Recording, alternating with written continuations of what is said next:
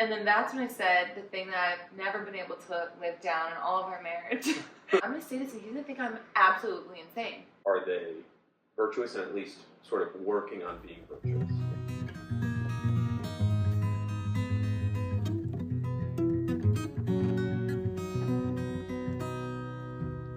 I think for me it was, I want to say like over Thanksgiving break maybe for me. Well, no, that's when it was like, I know I want to really date her. But it was within those first days that because you did the thing where you were like, you have cafeteria points. When are you buying me lunch? You started doing stuff like that during that period.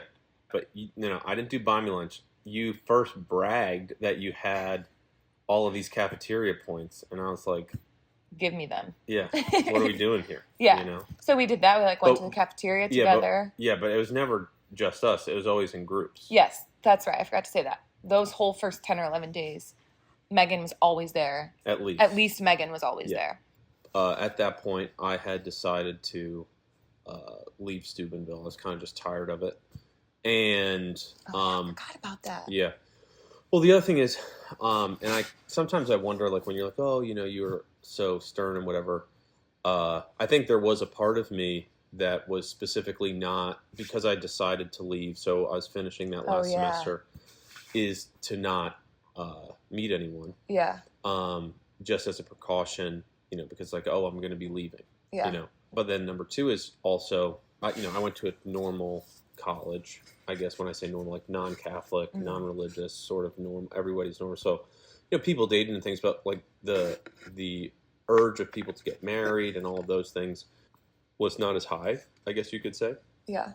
At Franciscan, even though I was like, I was certainly open to it and keeping my eye out the whole time, but nothing really fit for me. I mean, I was older at the time. Mm-hmm.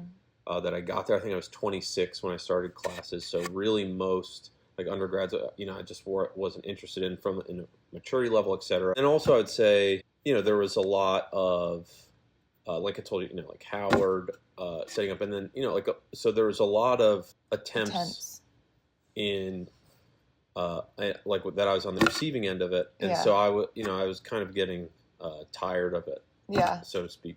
Yeah, so I was going to leave Steubenville. And so just kind of it was Kimberly Hahn. So we were just talking about it because, she's really big into marriage and family and stuff. And at this point had just sort of discerned out of the priesthood. I was pretty confident that I was going to get married, et cetera.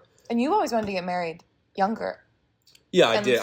Because you always wanted to have a big family. Exactly. And you probably felt like you were getting up there a little bit. Yeah, well, yeah, sure. So like when I was 28, I was like, I think first of all, anybody who thinks they should be married, there's really no reason to delay finding your spouse. Mm-hmm.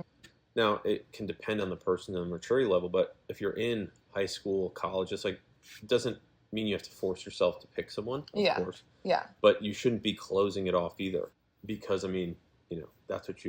that's your sanctification, getting to heaven, etc. So for me, it was also, at that point where, I was like... And, how do I set myself up for success, basically, in finding someone? And I think also it was that because I was becoming sort of disenfranchised with the situation at Franciscan in that realm, that's what made me, that was part of the reason I wanted to move, because I was like, I'm 28. I need to find my spouse, etc. Weren't you going to go to Texas?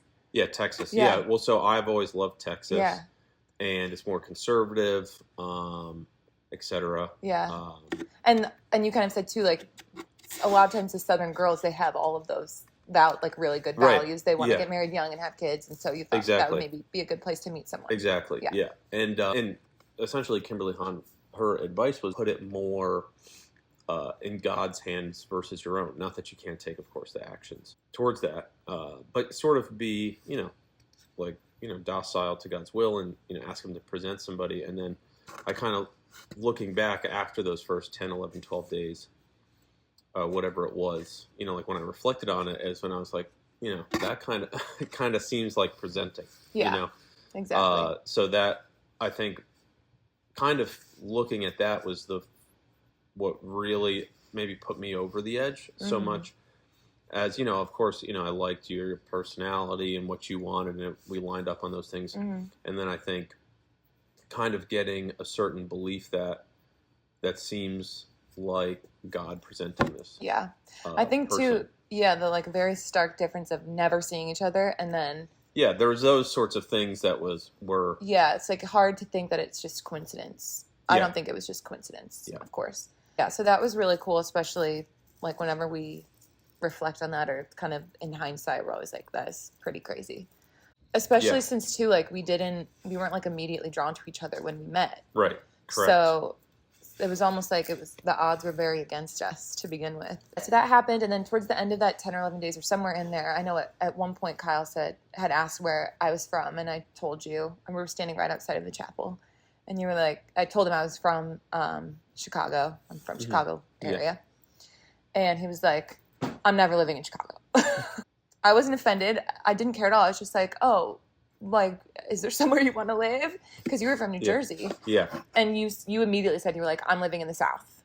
Yeah. I'm living somewhere in the South because it's conservative. I hate the winter. And that's always been my plan. I always appreciated you saying that right away because a lot of girls have this thing where it's like, no, I'm never like living far from my family or I'm not going to follow you. And so I was just kind of like, oh, okay, cool. Like, where in the South or whatever. Yeah. And I think I always subconsciously knew, too, that I didn't know where I was going to end up. It just depended on who I married.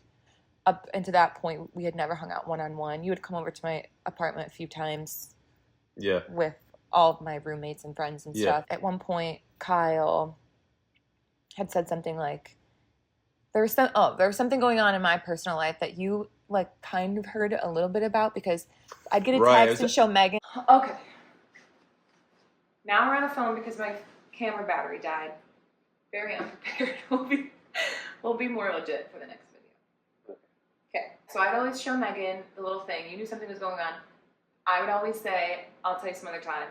Finally, you were like, I don't know when it was, probably a few nights later. You were like, okay, when are you going to tell me like what's been going on? Text messages. And you said, how about I'll come pick you up for coffee? And so you get there to pick me up. And in my mind, I'm like, this is like our first time going out, like just us. Yeah. And I get in the car and the first thing Kyle says is, does Megan want to come? Do you want to invite her? I was like, heck. And I made something up. I was like, no, I need a break from Megan. Which was just a total, I just said that because I was like, no, I'm going. At this point, I was like, I definitely like him. I didn't know if we were going to like date or anything. Sure. So we go to coffee. It was nice and fun. We were there for a long time. And then we separate for Thanksgiving break. Well, actually, at the time I was redoing my house, and right before Thanksgiving break, I redid my floors. So you actually came over to my house for something, and that was when you met my dad. Oh yeah. Remember, it's like so we did go out to breakfast a couple times before Thanksgiving. That's right. That's right. We went out to breakfast once. Yeah. So there was one time we were out to breakfast, and my car, you had picked me up from like Kroger or something, so my car was there. We went out to breakfast. We both had to go to campus for class, but you said, I've got to run back to my house real quick. Do you want to come with me and then we'll go to campus, or do you want me to drop you off wherever, at your car or at your apartment? And so I said, I'll just come with you, because I knew you told me your dad was there. I was like, I'll meet his dad. We went back to Kyle's house. I met his dad, and then so we walk in, and Kyle was like, all right, I got to go shower real quick. And I was like, gosh, he's leaving me alone with his dad. And in my mind, I'm like, shower's going to be at least 10 minutes, which it was only a couple minutes. Yeah. But I got a little nervous, because it was funny, too, but it's not like we were dating, so it's not like, let's really get to know each other, because I'm dating your son. It was just like, this random girl. Yeah. But it was really nice, and we just talked for a few minutes, and we talked about the floors, and then you came back down, and we left. And I remember telling Megan, like, I met his dad. Thanksgiving break came, so we each went back home, and Megan, two of my roommates came with me, including Megan, and that was like, I don't know how long it was, a week. Mm-hmm. And during that time of seeing each other all the time and then not seeing each other, we both respectively, I think, kind of realized that we liked each other. Before Thanksgiving break, didn't we have the thing where you were like, all right, we'll date after Christmas break? Remember? Yeah, something like that. I had told my spiritual director that I had met someone who I liked, but we had never really said to each other that we liked each other yet. Yeah. But you knew that I was telling my spiritual director something about you. Yeah. And then you asked me after, how did it go? And I said something like, he said maybe I should just wait till after the Christmas break. Yeah. And that was before Thanksgiving break. And you kind of said like, okay, oh, that was the football thing. No, that was when we got back. I feel like. Oh no. No. Oh, that's right. That was right before. It was right before. Right. It was weird because. Was that after the coffee thing, where I was like, "All right, you're telling me this, so basically, all right." I don't remember. No, I told this priest. The priest gave me this weird thing, like wait till after Christmas break. I told you this in the car. You were driving me back to my apartment, and then really? Yes, we were driving up the hill. I'll never forget because I like froze and got all weird. We were like, all right, so like we'll probably just date after Christmas break. And I got so nervous because that was the first thing either of us had said to each other, even saying anything that like I like you. Because at that point I was still so in my head. I was like, does he like me? And so I was just like, and then that's when I said the thing that I've never been able to live down in all of our marriage is that as he was pulling up to the apartment, I said something like, because it was so weird. It was a weird situation because it was like, we're gonna date, but we're not dating yet. Yeah. But we like each other enough to date. It was weird, but I was like, because you know you like football and I like football. Yeah, and the whole thing was that I was trying to make a joke. Yeah, you were trying to make a joke. I like sports, and it didn't land. Yeah, and but it didn't come off like a joke. It came off. Nervous. Yeah, exactly. I could like barely talk. Yeah, exactly. But the whole joke was also that you're like, oh, sports. Yeah. Well, play like guitar and be, you know. I was like, you like football and I like football, and Kyle was really like, okay, bye. Yeah. And I remember walking back to my car, I was like, idiot. But it was weird for me because you didn't know this, but at that point I had told my mom about you a little bit. Yeah. And basically all I told her was, there's this guy, and I don't know where we stand at all, but I think I'm going to marry him. Yeah. And she was like, so for me, it was so weird. It's like, I'm going to date this guy I feel like I'm going to marry, but not after Christmas break. It was so dumb. Yeah. So then, back to Thanksgiving break, we leave. And then in that time, we really, I think, realized, I know I, like, really missed him. And just, I think just being apart, knew that I was just really excited to get back and see him. And we had kind of texted throughout and called. We talked on the phone, I think, once during the break. Our families accidentally found out about each of us. Your dad said something to your mom, I think. So your family kind of found out. My family found out because one of my roommates blabbed it out. And then, so then when we got back, it's one of my friends from Illinois came back with me. Remember? Oh, right, yeah. She was coming back to visit and stay with me for a few days. And I remember, she's the sweetest person ever, but the whole way back, I was like, this sucks because all I want to do is hang out with Kyle. And I've got this girl that I have to like host and like be with the whole time because she's my friend coming out to Ohio. I had a morning class each morning, and so I would get up, go to my class, and I would tell her that I had like my class didn't end until a certain time, so that I had time to go get breakfast. Yeah, I thought it was that we woke up extra early to go to breakfast. Yeah, it was probably a combo of both, something like that. So we were going out to breakfast every morning, and then you were coming over every night and hanging out with me and Brenda and my roommates. And then I remember just thinking, like, I was so excited for her to leave so we could just, like, hang out again. The night she left was the same night we started, like, became official.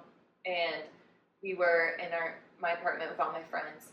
And everyone went to bed, and we stayed up. And long, drawn-out story, really short. You had asked me, like, about what happened with my family finding out, what have I told my mom about you, and you were, like, trying to pull out of me, basically. Yeah, I don't remember this. It's funny. I mean, I remember talking, but I don't remember what we said. I could talk for an hour about this, because I was so nervous. And for me, I always phrase like there was so much on the line, because I really felt like I was going to marry you, and I was terrified of, like, messing it up and scaring you away. Like, I was so paranoid about. That's so funny. And I'm not like that either. I'm very much just like. Yeah. I don't know. So I finally told you, like, and I remember thinking, I'm gonna say this and he's gonna think I'm absolutely insane. So I said something like, I told my mom that I felt like you were someone I could really see myself marrying. You were like, yeah, I feel the same, and I don't think we should wait till after Christmas break and we should just be dating. Or something like that. It was like, it took an hour for me to say this, and then you were just like, same, we're dating. Or something like that. Yeah. And so. I feel like that was also, though, we were like, we're probably going to get married, but we should wait to get engaged Yeah, that was right after. Because that was after? Okay, the best moment of the night was we decided that we were official, and then we high-fived. So high-fives have always been our little thing. We high-fived, and then from that point on, everything like just came gushing out because I was like, okay, I'm not crazy. He feels the same. Yeah. And then we were like, and I love you, and we're gonna get married. So we basically started dating, and then like basically started planning our wedding right away. Yep. And you kind of, and oh yeah, and then you were like, I'm gonna come home with you for Christmas break, and I was like, really? And you're like, well, yeah, I need to meet your family, at least meet them before I propose to you. And yeah. And yeah, and you were kind of like, well, maybe wait a few months to actually get engaged, so our families don't think we're like crazy, right? I guess the way that I put it is like, yeah, we'll satisfy them by waiting a few. Yeah, months. by waiting a few months. One of those first breakfasts we had together, I think it was probably the first one. We talked about. It was really easy, like all of everything we wanted lined up perfectly. Mm-hmm. We both wanted to like not date too long. We wanted to, and we weren't saying it in sense of like with each other. It was just like in general. Yeah. We were like, I don't ever want to date someone too long. And you asked me how many kids I wanted, and I said 12. And I said I wanted to homeschool, and these were all the same things that we wanted. So, and like our faith was the most important thing to both of us. This was another question I got, was we grew up not going to traditional Latin Mass, and we didn't start going together until we were later dating or engaged. It was engaged. But we both always were drawn to the more traditional aspect of everything. Yeah, well, and the Novus Ordo that we went to, well, that I had always gone to, and then you kind of started going after we started dating. Yeah, in Steubenville was a high mass, like ad orientem, Latin for the chants, Greek, Kyrie, altar rail, on the tongue, etc., etc. This was that's where we got married. Yeah, that's where we got married. Yeah. So that was the other thing, which is, it's the best Novus Ordo that I've ever been to. So same here. It was that sort of thing where there wasn't as much of a stark contrast to be like, we need to find something else. Well, yeah, we'll get into all of that. Yeah. We're going to do a whole video on the Latin Mass, and Kyle will mostly be talking for that one. So we started dating December 3rd of 2017. Mm-hmm. We got engaged March 3rd of 2018.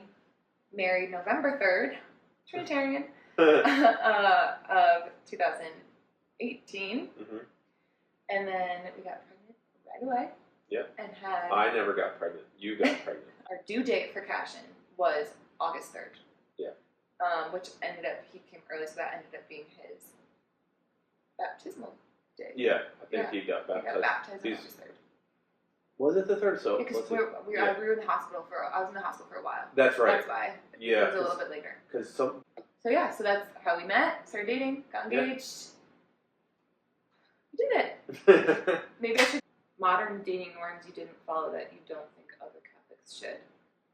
Dating for a long time. Yeah. Obviously the normal sinful stuff. But I would say the biggest thing is, in the beginning, is dating and not going over important stuff relatively early. So obviously the first date, you can just be getting to know someone. You don't have to say, how many kids do you want?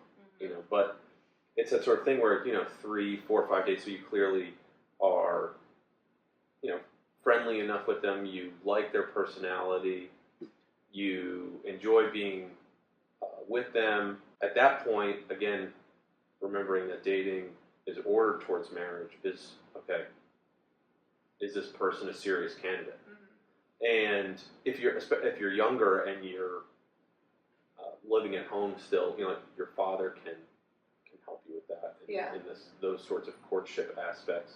But oftentimes, a lot of people are not in that position. They're living in a city away from their family, or,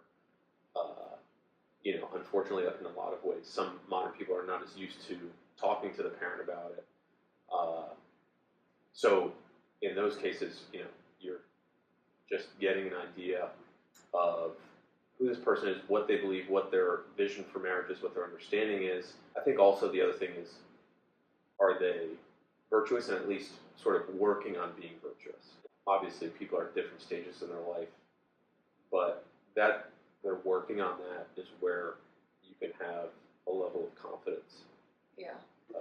As they become a spouse, that's something important versus somebody who's like, this is the way I am.